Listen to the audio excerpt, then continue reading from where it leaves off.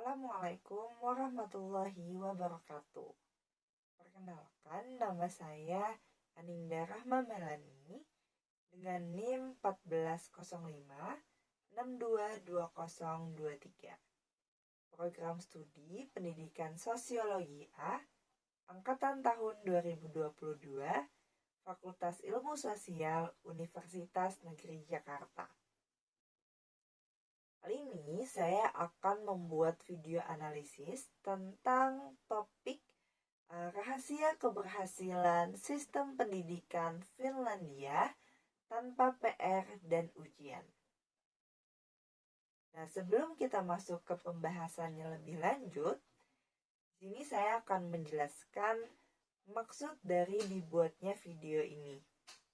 Video ini bertujuan untuk mengeksplorasi bagaimana Finlandia berhasil membangun salah satu pendidikan terbaik di dunia dengan pendekatan yang sangat berbeda dari banyak negara lainnya. Video ini akan berfokus pada bagaimana mereka mengelola pendidikan tanpa pekerjaan rumah yang berat dan ujian-ujian yang menekan. Kemudian, tujuan dari dibuatnya video ini yang pertama, untuk menggali keunggulan sistem pendidikan Finlandia, terutama kebijakan tanpa PR dan ujian. Yang kedua, menjelaskan bagaimana pendekatan ini meningkatkan kesejahteraan siswa dan hasil akademis. Yang ketiga, memberikan wawasan yang dapat dibandingkan dengan sistem pendidikan di negara lain, termasuk Indonesia. Baiklah, tanpa berlama-lama lagi, mari kita masuk ke bagian pembahasannya. Sistem pendidikan Finlandia yang terkenal sebagai salah satu yang terbaik di dunia, akan tetapi apa yang membuat sistem ini begitu luar biasa? Salah satunya adalah Finlandia berhasil menciptakan pendidikan yang sukses tanpa harus mengandalkan pekerjaan rumah yang berlebihan atau ujian yang ketat. Di video ini, kita akan membahas mengapa dan bagaimana pendekatan yang berbeda ini justru membuat siswa Finlandia meraih hasil yang tinggi secara akademis, sekaligus memiliki kesejahteraan yang lebih baik dibandingkan negara lainnya. Bagian pertama, pengenalan sistem pendidikan Finlandia. Finlandia telah lama diakui sebagai salah satu negara sebagai sistem pendidikan yang paling sukses. Menurut banyak survei internasional seperti PISA atau Program for International Student Assessment, siswa Finlandia consistently mendapatkan peringkat atas dalam matematika, sains, dan literasi. Namun, pendekatan mereka sangat berbeda dari sistem pendidikan di negara-negara lain, termasuk Indonesia. Apa yang membuat Finlandia ini menonjol adalah fokus pada keseimbangan antara pendidikan akademis dan kesejahteraan siswa. Mereka menolak konsep tekanan akademis yang berlebihan dan memberikan prioritas pada pembelajaran yang menyenangkan dan bermakna. Bagian kedua, kebijakan tanpa pekerjaan rumah berlebihan.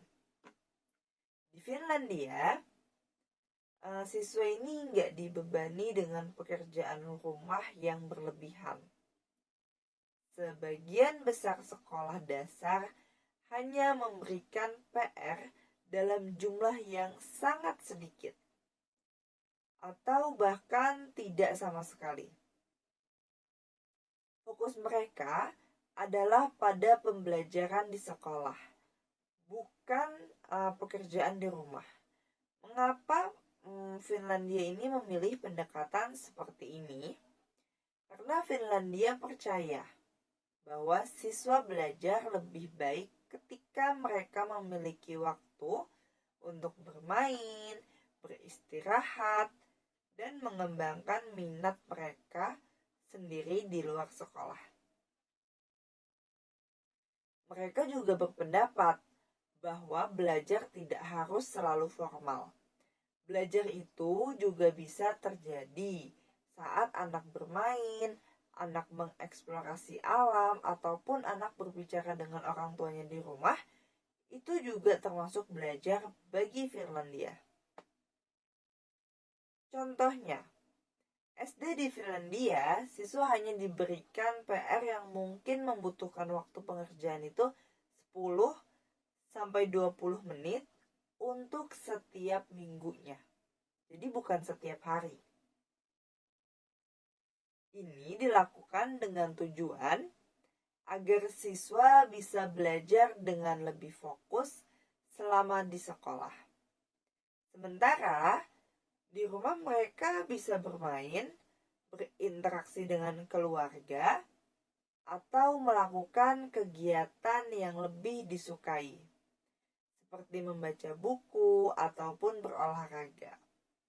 Faktanya, studi oleh Organisasi for Economic Cooperation and Development menemukan bahwa siswa Finlandia ini menghabiskan lebih sedikit waktu belajar di luar sekolah dibandingkan siswa dari negara-negara lain seperti Korea Selatan ataupun Jepang.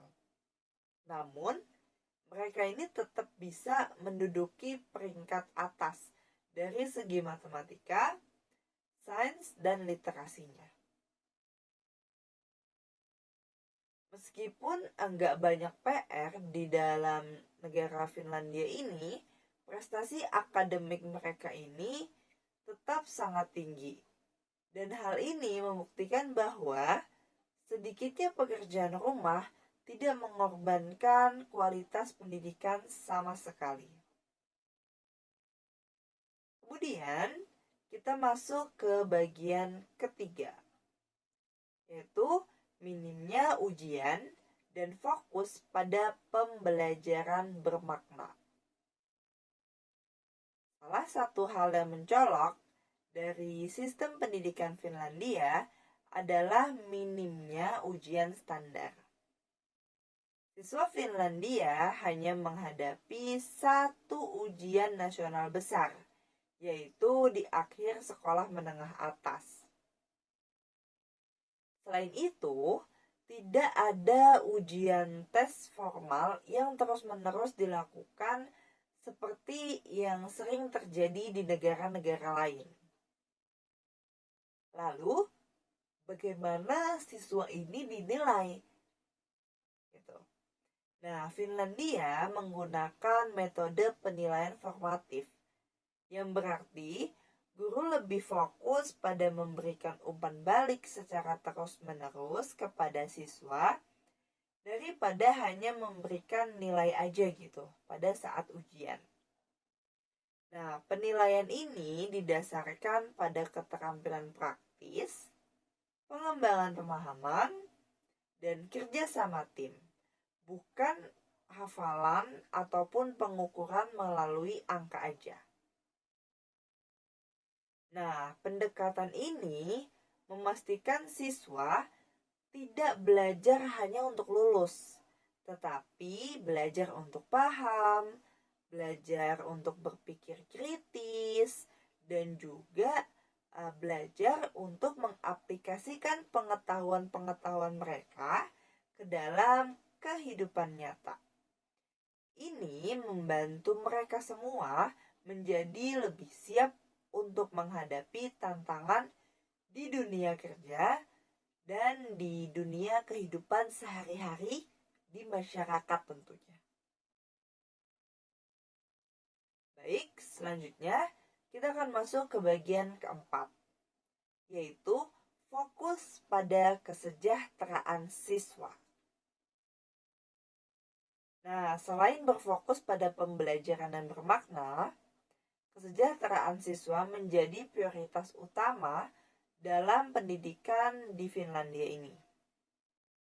Di sana, siswa ini nggak hanya dilihat sebagai peserta didik yang harus menguasai materi pelajaran, tetapi sebagai individu yang memiliki berbagai kebutuhan, baik kebutuhan fisik, terus kebutuhan emosional, kemudian kebutuhan sosial, dan lain-lain. Salah satu pendekatan yang diterapkan di Finlandia untuk menjaga kesejahteraan ini adalah menyediakan waktu istirahat yang jauh lebih banyak dibandingkan dengan kebanyakan negara lainnya. Setiap 45 menit pelajaran, siswa di Finlandia ini memiliki waktu istirahat sekitar 15 menit untuk bisa bermain, kemudian bisa juga bergerak di luar kelas, ataupun hanya sekedar berbincang dengan teman-teman mereka. Nah, istirahat ini tidak hanya memberikan waktu bagi otak mereka untuk merefresh, tetapi juga membantu mengurangi stres dan meningkatkan daya konsentrasi saat kembali ke kelas. Nah, waktu istirahat yang memadai ini juga mendukung perkembangan sosial dan fisik siswa. Ketika mereka bermain di luar ruangan atau terlibat dalam kegiatan kreatif, mereka belajar tentang cara berinteraksi itu seperti apa, bagaimana cara berkolaborasi dengan benar, ataupun bagaimana cara mereka untuk mengontrol emosi dari para siswa itu. Nah, banyak penelitian yang menunjukkan gitu ya, bahwa istirahat fisik dan mental yang cukup dapat meningkatkan kapasitas belajar, membuat siswa ini lebih siap untuk menyerap informasi baru. Dengan cara ini, Finlandia ini memberikan pendekatan yang holistik, nggak hanya menekankan pada hasil akademis aja, tetapi juga pengalaman belajar yang positif. Nah, selain itu, waktu istirahat yang panjang tadi seolah-olah ini di Finlandia juga dirancang untuk mendukung kesehatan mental siswa. Tekanan akademis yang diminimalkan dengan mengurangi frekuensi ujian dan pekerjaan rumah itu menjadi salah satu tolak ukurnya. Ujian formal baru akan diberikan pada tahap yang lebih tinggi, sehingga masa-masa awal pendidikan ini siswa ini masih belum dibebani dengan tuntutan-tuntutan pelajaran yang istilahnya susah gitu ya. Nah, guru di Finlandia pun ini berperan lebih dari seorang penyampaian materi aja. Jadi guru-guru di Finlandia ini mereka berperan sebagai mentor dan pembimbing yang secara aktif memperhatikan kondisi emosional dan sosial mereka. Dengan kelas yang lebih kecil dan suasana yang lebih personal, guru memiliki kesempatan untuk mendalami kebutuhan masing-masing siswa. Jadi kebutuhan masing-masing siswa ini didalami oleh gurunya. Nah, mereka mendukung siswa agar berkembang secara holistik, nggak hanya berfokus pada aspek kognitif aja, tetapi juga pada aspek keterampilan sosial dan emosional yang akan mereka perlukan di luar ruang kelas gitu. Jadi pasti mereka akan membutuhkan aspek-aspek ini ketika mereka sudah tidak ada di dalam kelas itu. Kemudian kita masuk ke bagian terakhir atau bagian kelima, yaitu adalah perbandingan dengan sistem pendidikan di negara lain. Nah, jika kita bandingkan dengan berbagai negara lain, termasuk Indonesia, sistem pendidikan di Finlandia tampak sangat berbeda ya. Baik dalam hal kurikulum, terus juga pendekatan pengajaran, maupun suasana belajar gitu. Di Indonesia, misalnya, siswa ini seringkali mendapatkan banyak pekerjaan rumah dan mengalami tekanan akademis dari usia yang cukup dini gitulah. Dari tingkat SD hingga SMA, ujian dan nilai ini menjadi fokus utama dalam pendidikan di Indonesia. Sementara kurikulum dipadatkan dengan materinya ini cukup berat, dan tekanan-tekanan ini tidak hanya mempengaruhi hasil akademis, tetapi juga berdampak pada kesehatan mental siswa. Akibatnya, banyak nih siswa yang merasa cemas, terus juga stres, sehingga kadang nih mengurangi minat belajar mereka seiring bertambahnya usia. Sebaliknya, Finlandia itu menawarkan contoh sistem pendidikan yang lebih seimbang gitu, yang lebih balance, dengan pendekatan yang memperhatikan kesejahteraan siswa sebagai prioritas utama tentunya. Di Finlandia, siswa ini memiliki sedikit atau bahkan nggak ada gitu ya pekerjaan rumahnya. Dan ujian-ujian besar itu benar-benar akan dilaksanakan ketika kita tuh udah mau selesai gitu SMA.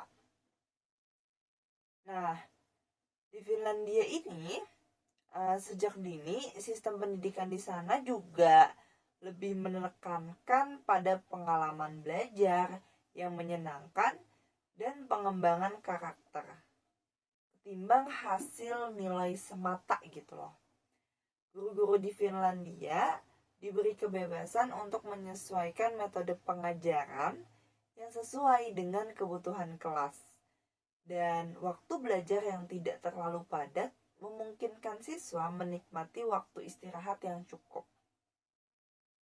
Dengan waktu istirahat ini, siswa nih justru memiliki kesempatan untuk mengembangkan kemampuan sosial mereka, terus cara berinteraksi mereka, dan mereka juga bisa beristirahat dengan tenang gitu ya. Selain itu, Finlandia juga memberikan perhatian khusus pada pengembangan keterampilan hidup seperti kolaborasi, kreativitas, pemikiran kritis, dan lain-lain yang dianggap lebih penting daripada sekedar menguasai teori aja gitu.